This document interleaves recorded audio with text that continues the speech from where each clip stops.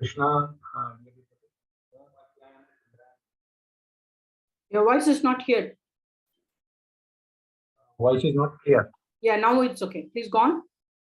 Om Ajnana Timrandasya Jnananjana Shalakaya Chakshurunmilitam Yena Tasmai Shri Guruve Namaha Shri Chaitanya Manobhishtam Sthapitam Yena Bhutale Swayam Rupa Kadamahyam Dadati Swapadantikam Kalpatarubhesha Kripa Sindhubhevacha Patitanam Pavnebhyo Vaishnavebhyo Namo Namah Jai Shri Krishna Chaitanya Prabhu Nityananda Shri Advaita Gadadhar Srivasadi Gaur Bhaktivinoda Hare Krishna, Krishna Krishna, Hare Hare, Hare Rama, Rama Rama, Hare Hare. Namo Vishnu Padaya, Krishna Prishtaya Bhutale, Srimate Bhakti Vedanta Swami Niti Namine, Namaste Saraswati Deve Gauravani Pracharine, Nirvisheshe Shunyavadi Pashat Deshitarine, Namo Vishnu Padaya, Krishna Prishtaya Bhutale, Srimate Bhakti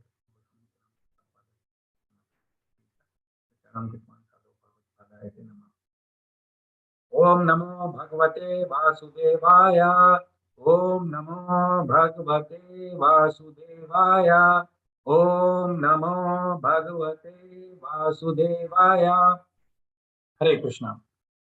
So today's topic is from Grhamedhi to the stage of highest perfection of human life, and we are going to cover shloka number Srimad Bhagavatam second canto first chapter shlokas 2 to 6. So let us understand the presentation outline. First of all, we are going to understand what is the question of Parikshit Maharaj, based on which there is a response from Sukdev Goswami, and what is the nature of material existence, then what is Grhamedhi, and what is Grahastha Adhyap Sukriti, then Grahastha Ashram, a place for spiritual cultivation, and what is the process to get the highest perfection, whereby it will give us some kind of concluding point. So, in Srimad Bhagavatam, first canto, 19th chapter, 38, it is mentioned, Yat Shrotavyam Adhojapyam Yat Kartavyam Nirbhi Prabhu Samartavyam Bhajaniyam Va Bruhi Yadva Vipariyaya. So, in this shloka, Parikshit Maharaj is asking Sukdev Goswami, what is the ultimate duty of every person, especially who is about to die, and what he should hear, chant, and remember, and what he should not do. So, he is asking both the do's and don'ts. So, as a response to this, Sukdev Goswami he responds in shloka number 2.4, 2.1.2 to 2.1.2 to 4. So, what should not be done? First, he is telling to be cautious of the things that we have to avoid. And in the next two shlokas, he is saying, Prabhu, your voice is going down. Could you please come near to the mic and speak? Okay. Is it okay now? Yes. So, what should not be done has been, I will put the full volume. The voice is. So the context here is that what is the ultimate duty of every person who is about to die, and what he should do and what he should not do, what he should chant, hear, and remember. So the shloka number which is there in Srimad Bhagavatam 1.19.38, it is Yat Shrotavyam Atho Japyam Yat Kartavyam Nirbhi Prabhu Smartavyam Bhajaniyam Va Bruhi Yadva Vipariyam. So this is the shloka in which Parikshit Maharaj asked the question to Sukdev Goswami. And let us understand in brief the nature of material existence. Now, what are the miseries of material existence? Everybody knows that the miseries of material existence are birth, old age, death, and disease. So in Bhagavad Gita 8.15, it is mentioned Dukhalyam Ashashwatam. So a living entity has to undergo a lot of miseries in this material world. And why this material world is a place of anxiety for the living entity? Because the living entity has rebelled against the Lord. And that is why he is always suffering from anxiety. Either he is living in fear or he is suffering from miseries. So based on the desires and his karmic reactions, he has to wander in different material bodies. Like there are 84 lakh species in which he has to wander. And one should understand that without serving Krishna, there will be no happiness. So why? Because in Chaitanya Charitamrita Madhya Leela, 20th chapter, 108 to 109, it is mentioned, Jivere Swarup hai Nitya Krishna Das. So the eternal duty of a living entity to serve is to serve the Lord for his happiness. So that is the basic constitutional position, and until and unless the living entity acquires that basic constitutional position, he will not be able to be happy. So what is the ultimate solution? The ultimate solution is to go back home, back to Godhead. Now, ultimate solution is also mentioned as part of a Bhagavad Gita shloka, which is in chapter 8, 16, slok 8.16. A Brahma Bhuvna Loka Punaravartino Arjuna Mamu Petea Tu Konteya Punarjanamna Vidyate. So Punarjanma na Vidyate means what? Like a living entity who basically returns to back home, back to Godhead. He doesn't have to come back again to this material world to suffer, to take on a body within 84 lakh species. So once a living entity or the soul returns back home, he doesn't have to return to the material world to suffer. The process of going back home, what is the easy process? The easy process is to hear about the Supreme Lord and his pastimes. Now, as a matter of response, Sukdev Goswami replies in shloka number 2 of chapter 1, canto 2, Shrotavyadani Rajendra, Shrotavyadini Rajendra, Nirnam Shanti Sahasrasha, Apashyatam Atma Tattvam Graheshu Grhamedinam. Those persons who are materially engrossed, that means who are indulged in sense gratification or who are bewildered by the desire of sense gratification, they are blind to the knowledge of the ultimate truth because they don't have any interest or inclination towards self-realization, and they have many subject matters of hearing in which they want to get enjoyment from. Like people nowadays, they are very much clinged on to their TV sets for hearing the news on social, economic, and political factors, which has no relation with the ultimate truth realization. Now, in shloka number 3, as a continuation, he also goes on to elaborate further again. Nidraya hriyate naktam vyavaye nachava vaya diva charte haya rajan kutamba bharane nava. So the karmis who are basically full of fruitive desires and who are indulged in fruitive activities, who are indulged in sense gratification, they are spending their time either in sleeping or having the desire for sense gratification in terms of self-indulgence, and also they work very hard during the daytime to accumulate wealth.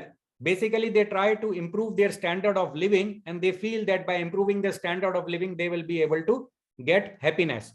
So this is what their intention is towards the approach of life. Then Shukdev Goswami goes on again elaborating what is the illusory potency of the potency of the illusory energy of the Supreme Lord, like how it bewilders the ideas and thoughts of the relatives. Now he says that Deha Patya Kalatridishwa Atma Sanyash Vasat Vapi Tesham Pramatto Nidhanam Pashyan Api Na Pashyati. So our friends, relatives, wives, they are not only fallible, but they are bewildered by the glamour of material existence. That is why they want to improve the standard of living. And the fact is that they cannot save us. Like when the Yamdus, they come to take up the living entity for suffering in the hellish conditions of life, the family members, other family members, they are not able to see the Yamdus. They are very deadly and they are very, fearful. So the doctor also says that it is a natural condition of life. Like if a person towards the fag end of life, he shrieks or he speaks something nonsense, then the doctor says it is some syndrome. So, but the fallacy is that the bewilderment is that the illusion is that we think that we are safe with our family.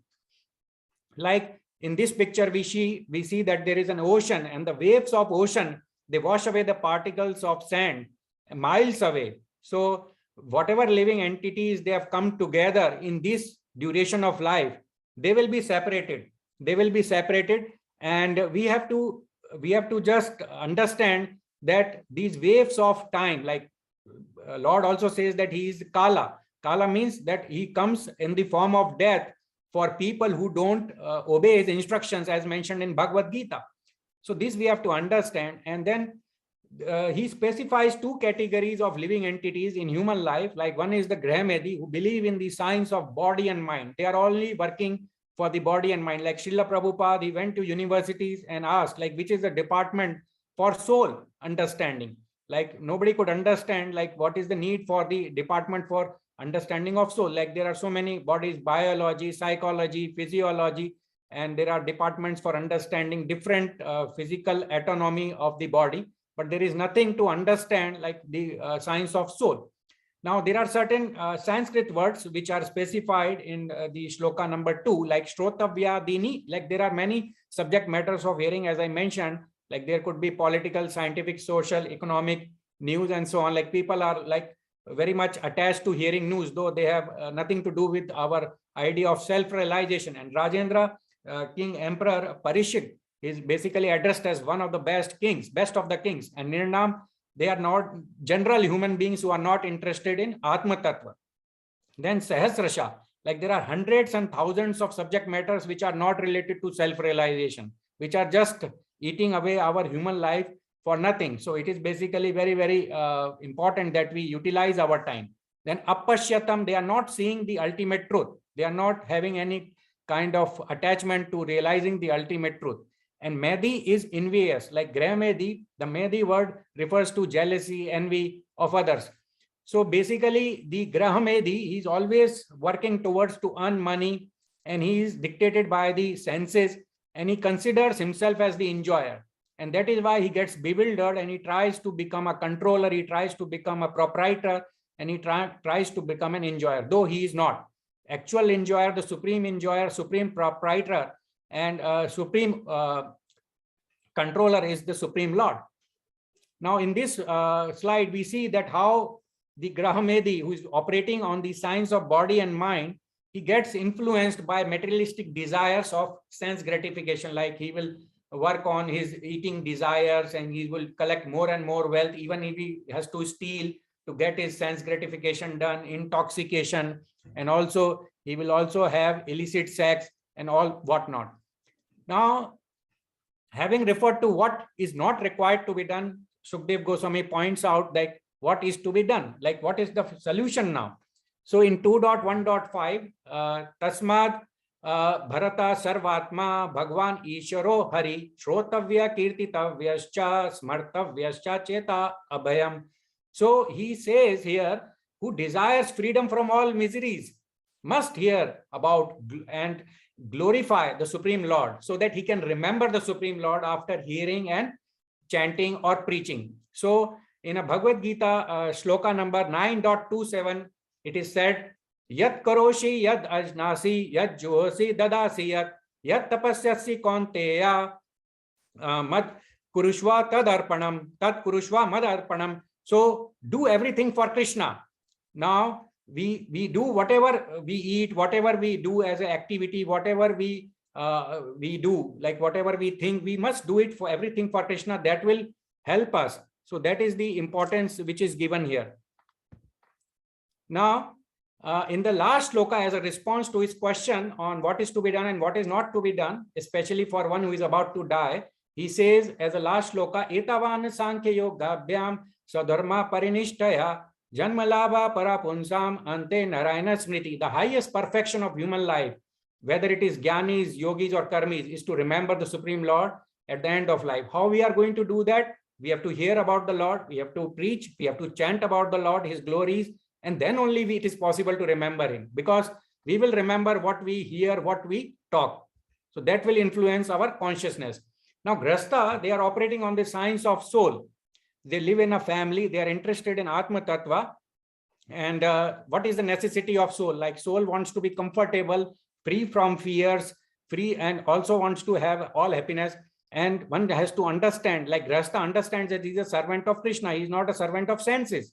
Their aim is to realize the ultimate truth, and he is non-envious. He is para dukha dukhi, and he understands that Krishna is the supreme enjoyer. And Krishna conscious philosophy is meant for understanding Atma Tattva.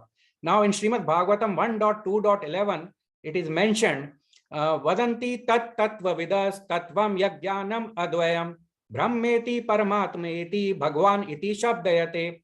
Now Krishna, the Supreme Personality of Godhead, is realized in three phases like Brahman, Paramatma, and Bhagwan.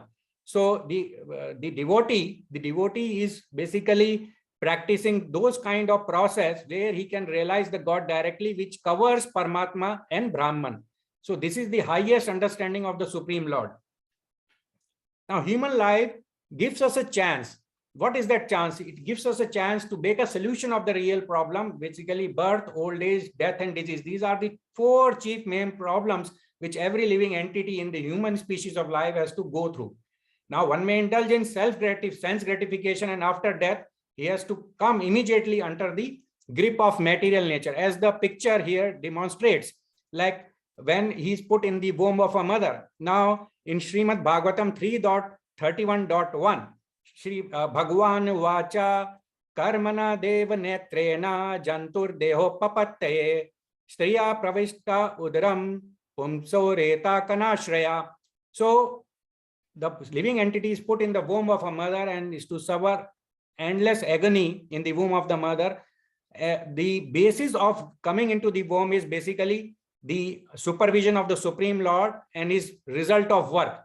So under these two conditions, he has to enter into the womb of a mother. Now, activities performed in the human body are that of animals. Then he has to take an animal body. Now, so we have to be very careful what are the activities, type of activities that we are performing, whether they are like the humans or some like cats and dogs. Like we indulge in only eating, sleeping, mating, and defending, then it is a life of an animal, and the next body, it is very likely that we get the body of an animal. Now, we must understand the Agyat Sukriti. Agyat Sukriti, it can save anyone from material disease of basically sense enjoyment, dictation of senses. So in the temple, we understand we have been trained to basically get other living entities get an opportunity to get free from this miserable life. And the most important aspect of preaching is to take care of the person very nicely. When he comes in the temple, we have to talk in a pleasing language, pleasing words, and we have to entertain him by getting him some prasad. We have to make him hear Hare Krishna Kirtan, and then definitely there are instances where we greet everybody with Hare Krishna, and we tell that we chant and be happy. Like everybody who comes to the temple, most of the people, they are having some suffering in their mind, and we have to understand that we have to make them understand what is the best remedy for happiness. So giving them prasad, taking care of them very, very special way, very, very nicely, very, very gently, making them hear Kirtan, greet them with Hare Krishna, and making them aware what is the way to come out of their sufferings. So when they understand little bit, or when they become receptive, then we can inject the process of the devotional service little more. So we have to go step by step, and based on our talking with them, they can basically understand.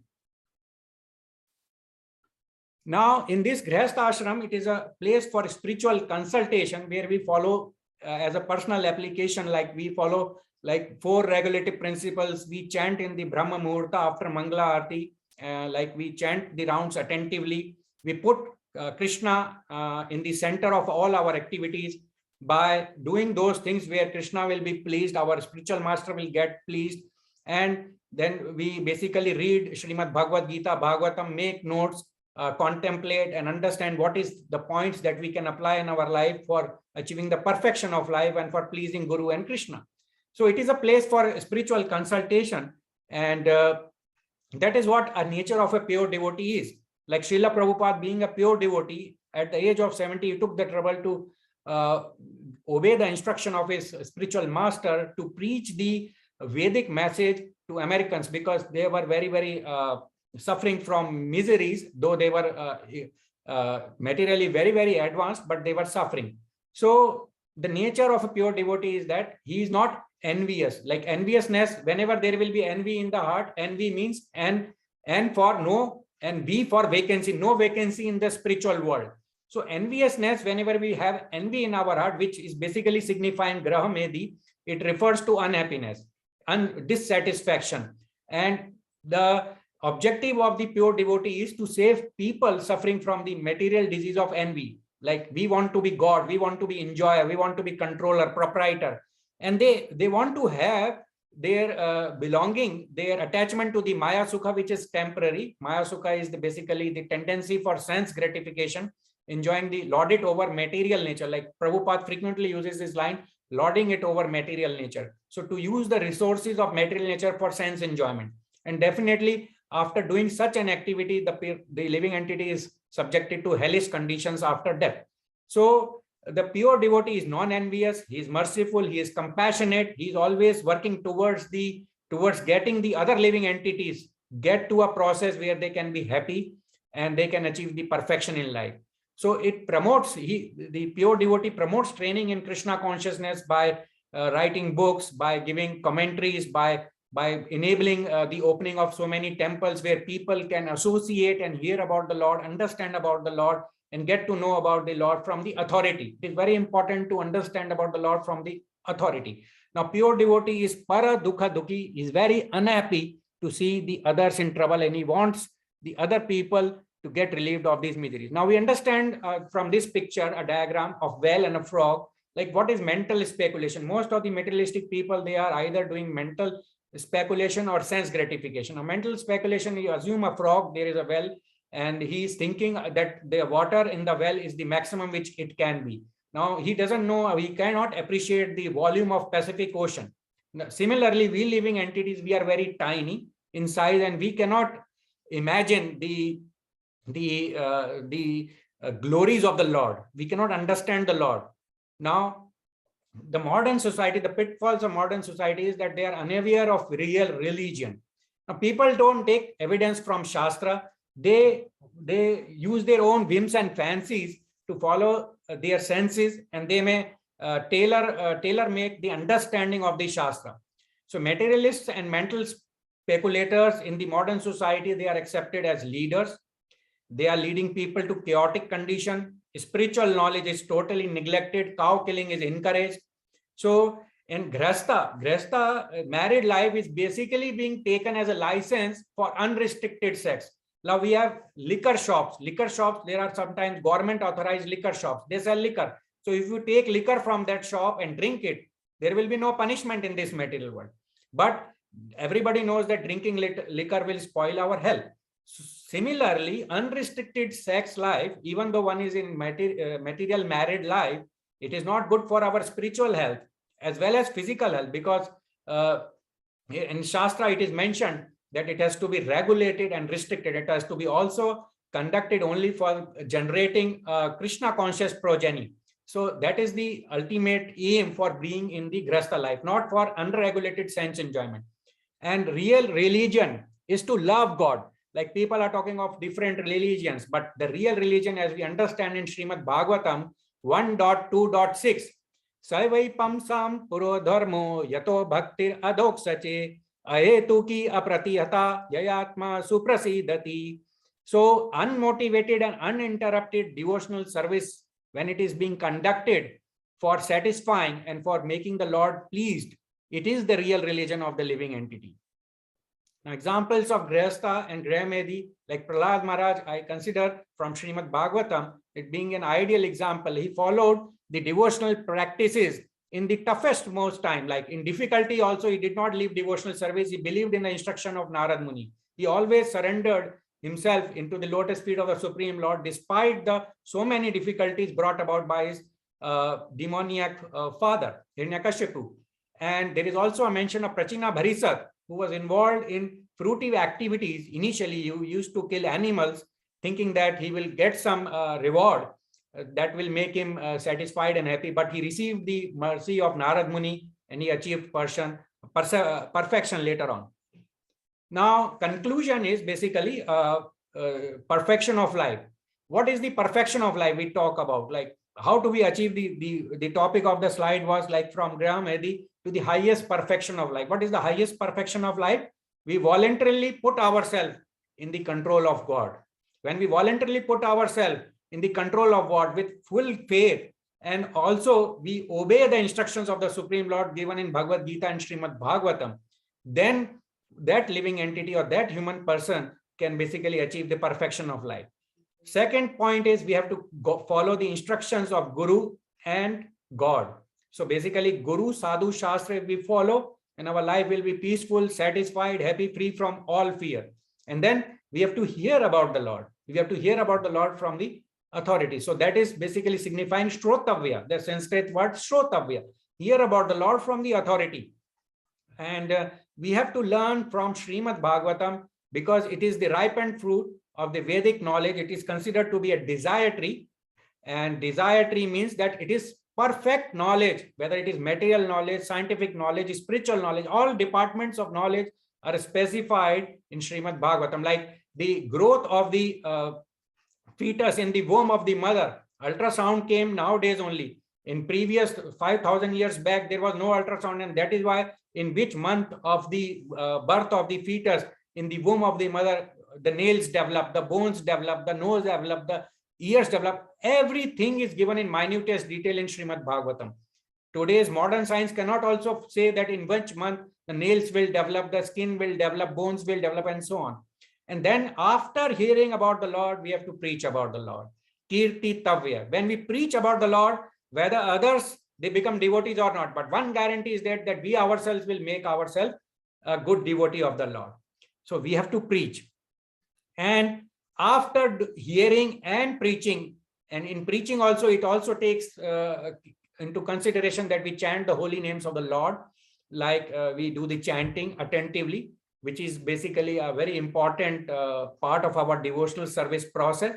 So once we basically hear, chant, then we will automatically be able to remember the Lord, not only at the end of the life, but always. Always we will be able to remember.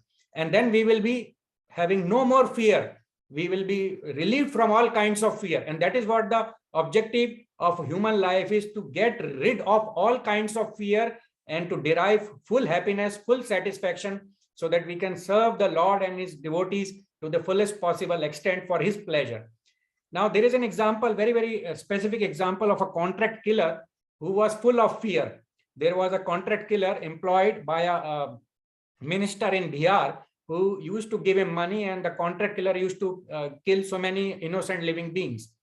And when he has killed so many innocent human beings, he could not get the sleep, because at night he used to he used to see the images of the people shrieking, shouting, and he could not get a sleep. So somebody who was very dear to him, he told that if you want to get a good sleep, why not you visit the nearby temple and get some solution from there?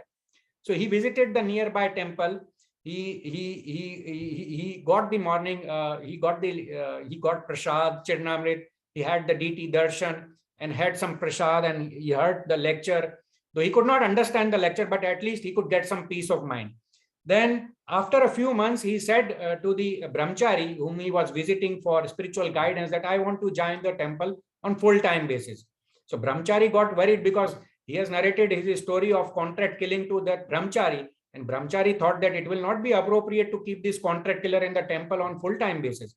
So what that brahmachari did, he called up the ISKCON Youth Forum director. This is a real life story which I got to hear in a class, and I was basically witness to this kind of the narration.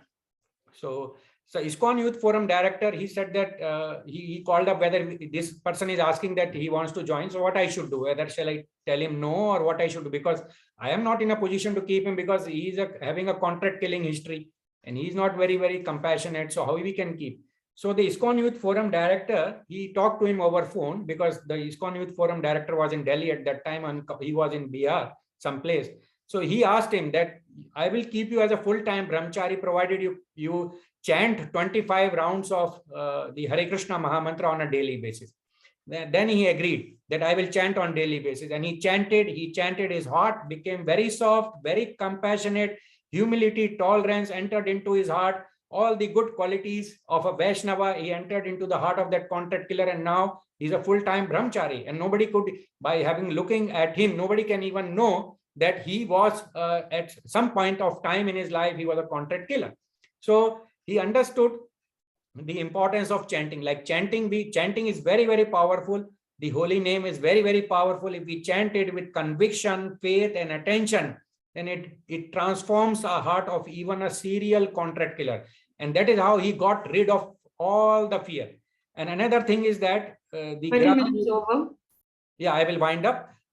Another significant point which I would like to mention, that envy in our heart, which basically makes us burn or be jealous of others' progress, is basically that we have a tendency to enjoy and tendency to basically control. Now, suppose if somebody is having a facility more than above us, then we feel jealous and we feel burning in our heart. So we have to get rid of it. What is the way out? That we have to see the people who are below us, who are having less of facilities. And we have to see that they are satisfied in having less facilities. So why can't I be satisfied? We have to do Vaishnav Seva, and also we have to look into the good qualities of the others. We have to look into the good qualities of others. Then when we look into the good qualities of others, our heart becomes soft and God becomes happy.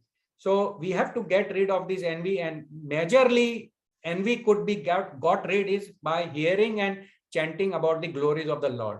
In Canto 9, it has been specifically mentioned, one who hears the pastimes of Lord Ramachandra and Lord Krishna, and he glorifies the Lord, and he remembers the Lord by hearing and chanting the glories, his heart will be removed from all envy. And we have to understand the negative consequences of having envy in our heart, so that we can operate upon it and we can do little Vaishnav Seva.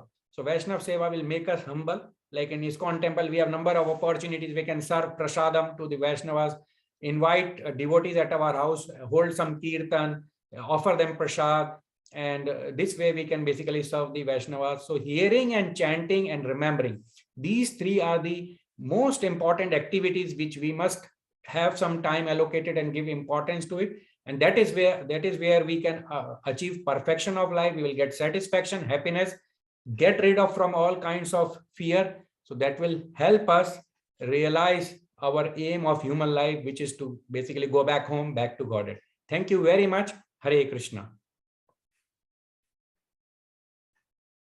So I request the devotees, with the kind permission of Her Grace Padma Sundari Mataji, I request all the devotees, I first of all profusely thank them for giving attention to this presentation. And also I take this opportunity to request the devotees, if they have the questions, they may please ask. Dineshwar Prabhuji has raised the question. Okay, Hare Krishna, Dineshwar Prabhuji, please go ahead. Hare Krishna, Mahavira Rupa Prabhu, please accept my humble obeisances. All glories to Srila Prabhupada. Humble obeisances, Prabhuji, all glories to Srila Prabhupada. Yes, please. Thank you for your enthusiastic presentation. In your concluding slide, there's that quote, remembering Krishna is not a function of the memory, it is an inclination of the heart. Yeah. I actually came across this quote maybe a day or two ago, I think on ISKCON Desire Tree. I'm not exactly sure now where, but I didn't have time to meditate and consider it. Could you kindly elaborate on it? Okay, so you want me to, yeah, first of all, let me first understand your question correctly. So what your question is that the slide in the image, it is mentioned, remembering the Lord is not a function of its memory, but it is the function of the heart, right? Correct. Yes. Could you elaborate on what this means? Okay, sure. Thank you for your question. Let me try and attempt to answer it. You see, the Krishna consciousness movement, which basically is started by our founder Acharya Srila Prabhupada, he has mentioned this consciousness, like this consciousness. What is the consciousness regarding about? Like what do you mean by consciousness? The consciousness is that, like, suppose if I fall down, sometimes people say, oh ma, or they will say, ouch. So some people will say, or like if I have seen I've heard the instance of my spiritual master, His Holiness Gopal Krishna Goswami Maharaj. So one of the devotees, very exalted devotees, was serving my Guru Maharaj by trying to cut his foot fingernails, and accidentally he cut the skin, very soft skin of Guru Maharaj, accidentally cut. So Guru Maharaj said, "Oh Krishna." So oh Krishna. So what happens is, whenever we are in trouble, or whenever there is an awkward situation in life, whenever we are able to remember Krishna, chant Krishna, or because you see, at that time, whatever is there in our memory, sometimes we may be able to bring or we may not be able to bring to our consciousness. So basically is getting the consciousness of Krishna, getting the consciousness or remembrance of his activities, pastimes, his glories of his name and paraphernalia, that basically imbibing into our consciousness, so that whenever there is an awkward situation, whether it is an awkward situation or a happy situation, we have to continue to glorify the Lord. So basically it talks about the consciousness, not of the physical level, but it is the consciousness level, basically the Atma level. So where we can have the memory of the Lord. So basically what I am saying is we have to make our heart the memory of the Supreme Lord, pastimes and his activities. Thank you, Prabhu. Does it answer that question, Prabhuji? Yeah, I kind of appreciate your input on the question. I have a bit of a better understanding. Thank you. Okay, thank you, Prabhuji. Yes, Mataji, you would like to ask Her Grace Padma Sundari Mataji. I have two questions. The first one is, could you please share your experiences? Yeah, experiences of, okay. Experiences, okay, I will share my experience.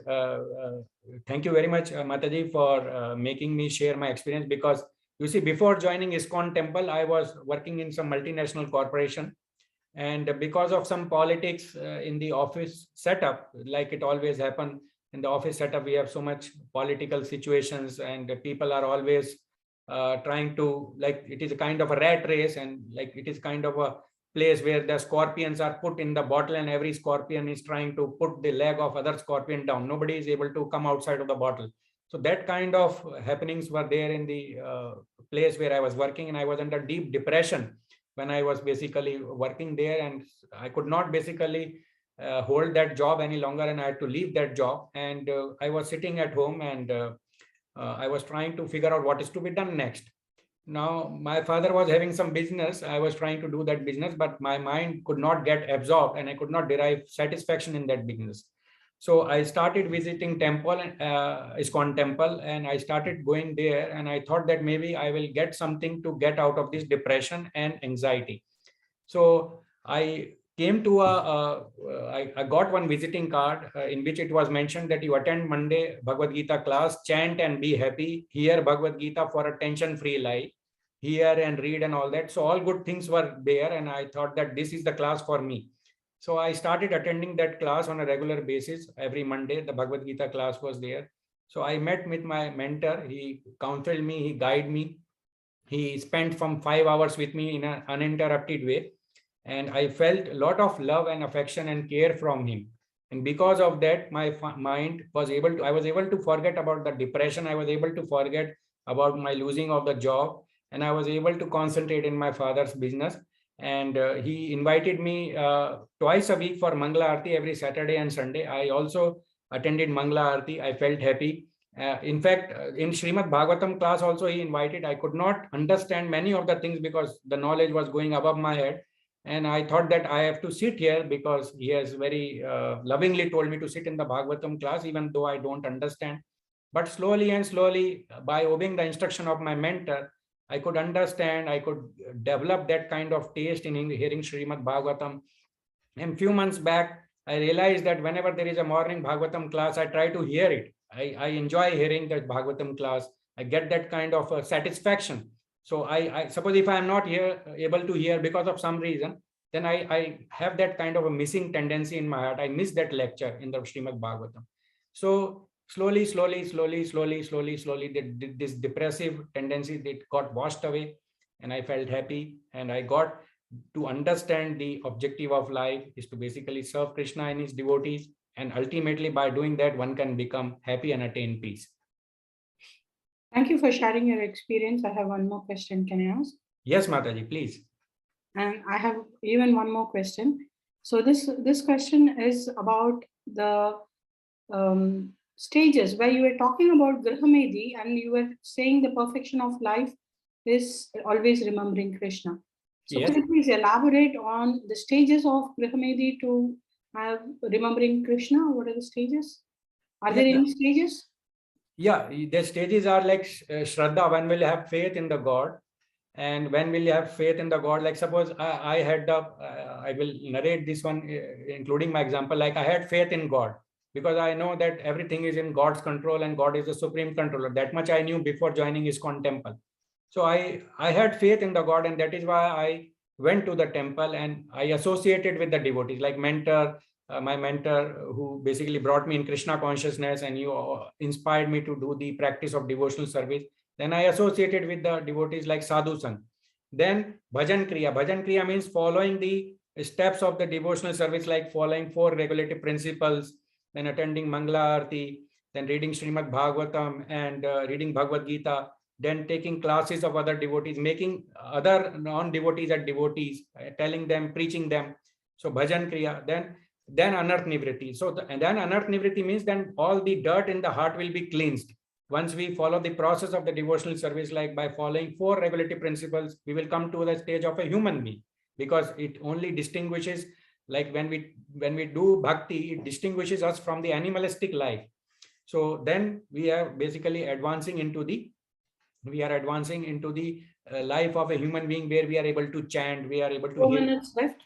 Yeah, so glories of Lord. So, and then comes the process of Anarth Nivritti. Like Anarth Nivritti, all the lust, anger, greed, illusion, envy, pride, jealousy, all these dirty things will be washed from the heart in stages when we chant and associate and follow the instructions of spiritual master with faith and with humility. So does that answer, Mataji? Thank you, Prabhu. I have one more question. Yes, Mataji, please. In the process of this, how can one misuse the process or misuse becoming perfect? Yeah, the misuse is basically basically like people nowadays in materialistic life, they are listening to Srimad Bhagavatam from paid people, like they have made it a business. So if they hear it from people like that, not from the proper source, then they are basically it is something like drinking a milk which is touched by the poison teeth of a snake. So because they are having the sense gratification desires, they are narrating Srimad Bhagavatam for earning money. So people are basically interpreting Srimad Bhagavatam on the basis of their mental speculation, like I gave the example of the frog and the well, and also on the desires of sense gratification. Like the people who are narrating for money, they know that the people who they have come to hear, they are also interested in sense gratification. They are also interested in mental speculation. So they will interpret the whole thing in their own way, and such kind of people are also becoming leaders, and they are driving the society to a chaotic condition, because they don't know how to develop a God-centric society. They are considering themselves to be enjoyers, and they are fooling around to make more advancement in terms of materialistic life, and they are not able to realize the ultimate aim of life. So first, that mental speculators and desires for sense gratification, such people are becoming leaders, and they are driving the society. They are misinterpreting the Vedic knowledge according to their whims and fancies, and they are becoming leaders. They are driving the people in the wrong direction. And secondly, the Grhastha life, people may misinterpret that it is a license to enjoy sense gratification in an unregulated way. Like people drink liquor from authorized government shops, and they feel that they will not be put in jail because it is a licensed government shop, I have taken liquor. But even then it harms the body. Similarly, the unrestricted sense enjoyment, if it is not done with Krishna as in center, so it will drive us to hellish conditions later on. In Bhagavad Gita, it is said that there is a specific hellish condition which is there, where we will basically have unregulated sense enjoyment, will be made to suffer. So the misuse is basically misinterpretation of the Shastra, misinterpretation of the word Grihastha, misinterpretation of our identity as controller and enjoyer and proprietor, and misinterpretation of the objective of life to enjoy a high standard of materialistic living. Thank you, Prabhu. Thank you, Mataji. Thank you. Shall I, anyone more, any questions, Mataji, or?